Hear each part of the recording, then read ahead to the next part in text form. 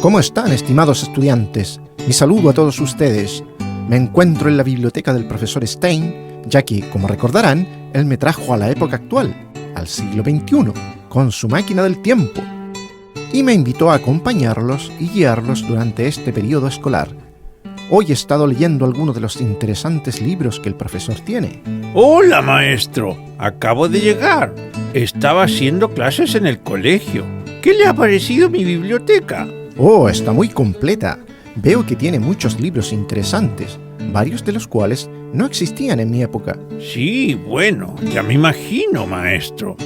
Yo empecé a leer estos libros cuando era niño y recuerdo que en esa época me costó bastante entenderlos.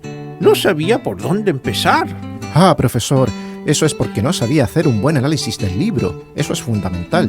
¿Y por qué es tan importante el análisis, maestro? Mi querido amigo, el análisis es una habilidad intelectual que es muy útil no solo en la literatura, sino que también en las ciencias, las matemáticas y en todas las áreas del conocimiento.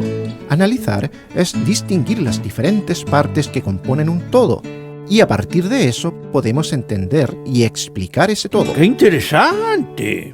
¿Y cómo podríamos hacer un análisis de un cuento o de una novela, maestro? Se lo pregunto para que nuestros jóvenes estudiantes puedan de aquí en adelante utilizarlo cuando lean una obra literaria. Por supuesto, profesor, no faltaba más. Estimados estudiantes, cuando leemos un libro debemos fijarnos en tres grandes aspectos para poder analizarlo y comprenderlo. 1. Los aspectos formales. 2. Los aspectos temáticos. Y 3. Los aspectos críticos.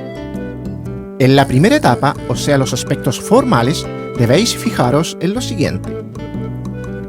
A. ¿Qué tipo de texto literario es? ¿Narrativo, lírico o dramático? B. ¿Qué tipo de narrador o narradores aparecen en el texto? ¿Narrador testigo, narrador omnisciente y narrador protagonista? C. ¿Cuál es el ambiente donde ocurre el relato?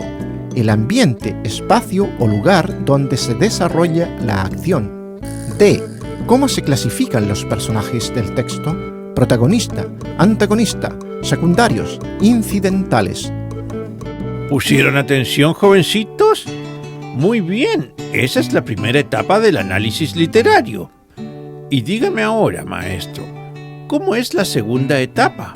La de los aspectos temáticos. Pues de inmediato paso a explicaros. En la segunda etapa, que es la de los aspectos temáticos, debéis fijaros en lo siguiente. A.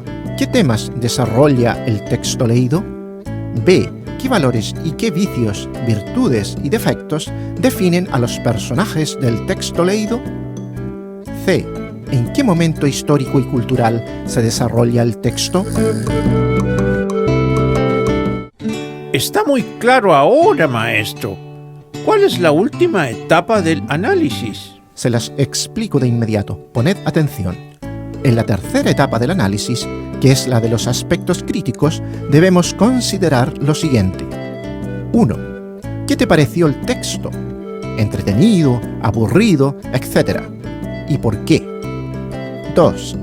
¿Estás de acuerdo con lo que propone el texto?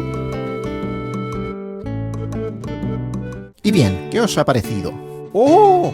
Ha sido una excelente explicación, maestro.